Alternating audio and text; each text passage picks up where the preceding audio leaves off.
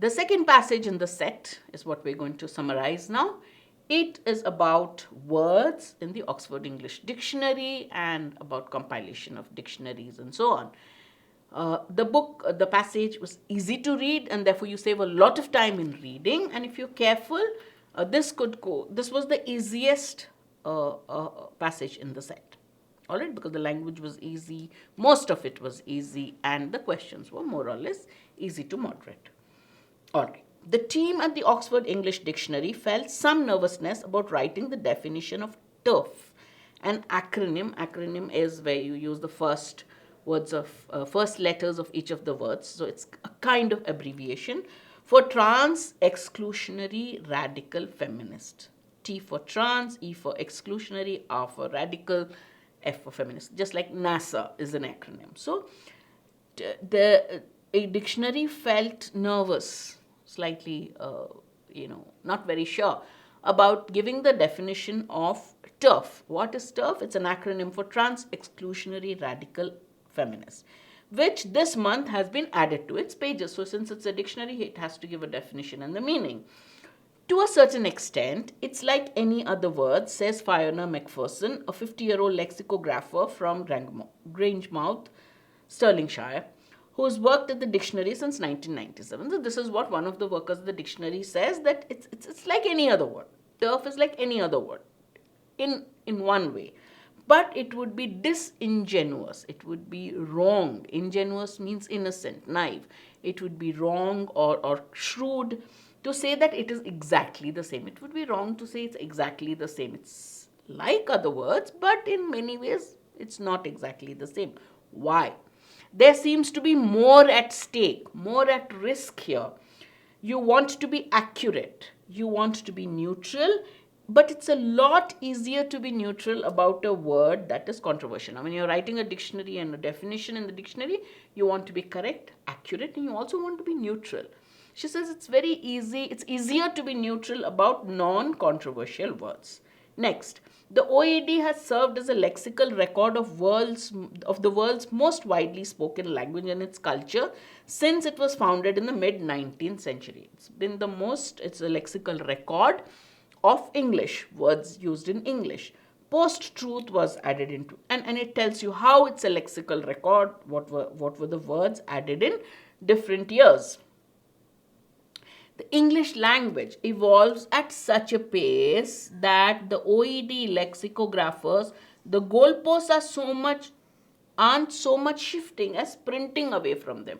So you have a goal. Okay, I have got 500 words to complete. Correct? But because the English language is evolving so fast, that goalpost is shifting. It's not just shifting, it is sprinting away. That means the language is evolving very fast with a lot of new words being added.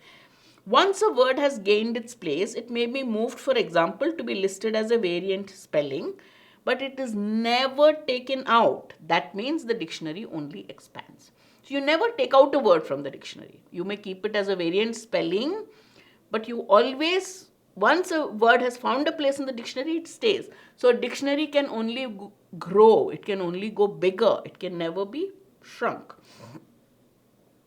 The word, and this is even true of mistakes. So even when mistakes are there in the dictionary, they continue. They don't do anything to it. That's the example he has given about Astor Broad.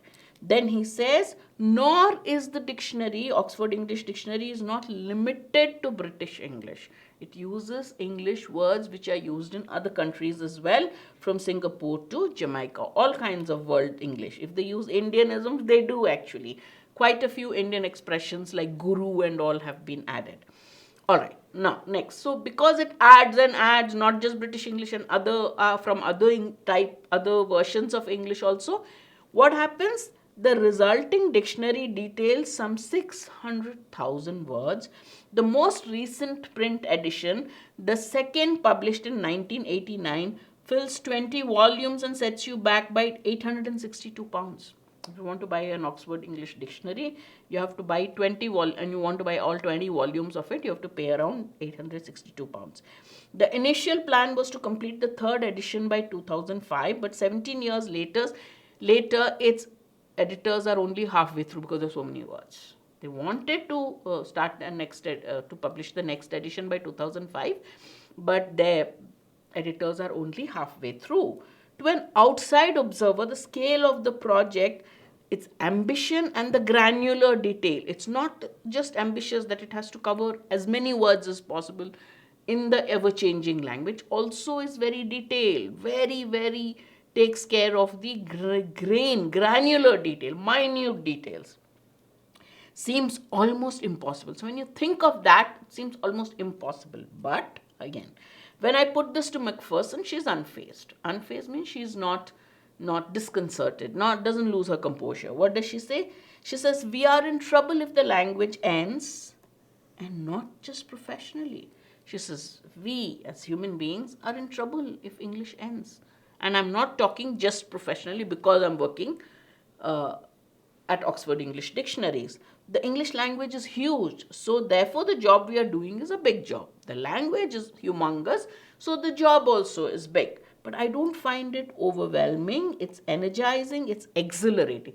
She says, the scale of the project doesn't overwhelm me. I'm not daunted or totally lost in it. I feel energized and I feel thrilled. Bernadette Patten, an Australian former art teacher who's been at OED since 1987, recalls spending 4 weeks revising business, the definition for which was first published in 1888. There was almost nothing about commercial enterprise. You're covering 120 years of development in probably the most enormous area of activity in the 20th century. It was hell at that time, but it's really interesting to see it at the end. So she was revising business, the definition of business. Now, with the definition, as business changes, the definition also has to change, right? So initially there was nothing commercial associated with the word dictionary. So she says when she tried revising the definition of business, initially the work seemed terrible, but at the end of it, she says it was nice. Question 8. What does Macpherson imply when she says, we're in trouble if the language ends, and not just professionally?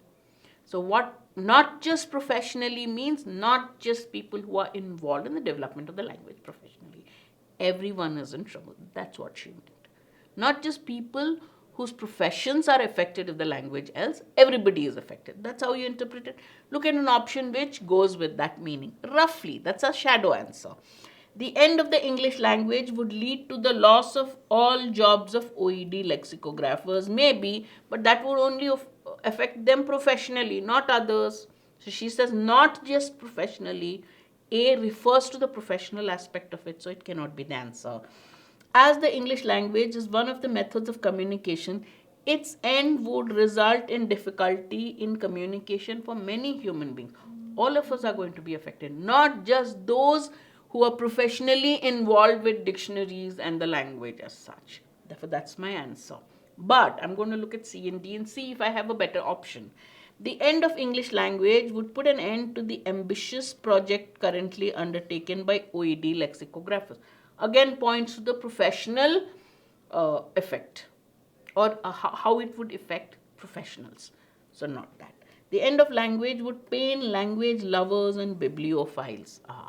No, that doesn't show the enormousness, the problem, the huge magnitude of the magnitude of the problem we'll face if English language ends. Therefore, the answer is B.